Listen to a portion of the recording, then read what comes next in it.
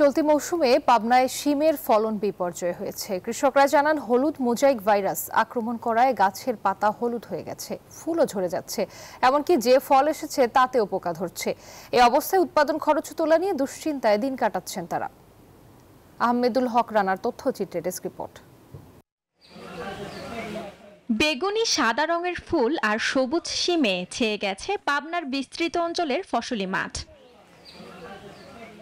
পাবনা জেলার সব উপজেলার কৃষি জমিগুলোতে আগাম জাতের শিম চাষ শুরু হয়েছে। আগাম জাতের এই শিমের নাম দিয়েছেন তারা অটো শিম। মাঠে মাঠে চলছে এখন অটো শিমের আবাদ। শিম তুলে বাজারে বিক্রিও শুরু করেছেন কেউ কেউ। কৃষকরা জানালেন এই বছর অতিবৃষ্টির কারণে গাছের গোড়ায় পানি জমে যাওয়ায় হলুদ মোজাইক ভাইরাস গাছগুলোতে আক্রমণ করায় এসব গাছের ফুল ঝরে যাচ্ছে, এমনকি যে ফল এসেছে সেই ফলে পোকা ধরছে।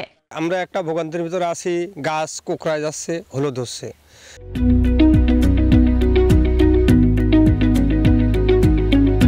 কোনোভাবে কোনো কীটনাশক দিয়ে এটা আমরা ফের পাচ্ছি না, লাভবান হওয়া যাচ্ছে না, খুব ক্ষতিগ্রস্ত করে আছি। তারপরে বেশ তো পাগল আসেই না, ও চেহারাও দেখা যায় না, ফোন করলেও আসে না। ওরা আমরা কোন বিষ দিব ও আসি তো বলেই না, আর ফোন করলেও আসে না। এই ভাইরাস দমন করতে কৃষকদের মাঝে সচেতনতামূলক কর্মসূচি নেওয়ার কথা জানালেন এই কৃষি কর্মকর্তা। কৃষক ভাইদের মিশ্র প্রতিক্রিয়া হলো এবার ইয়েলো মোজাইক ভাইরাস নিয়ে। ইয়েলো মোজাইক ভাইরাস সিম গাছে একটি স্বাভাবিক ঘটনা, এটা সারা দেশে হয়ে থাকে, কখনো কম হয়ে থাকে, কখনো বেশি হয়ে থাকে।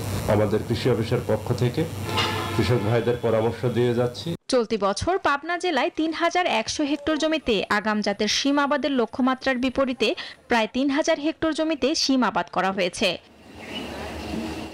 Desk report, news 24।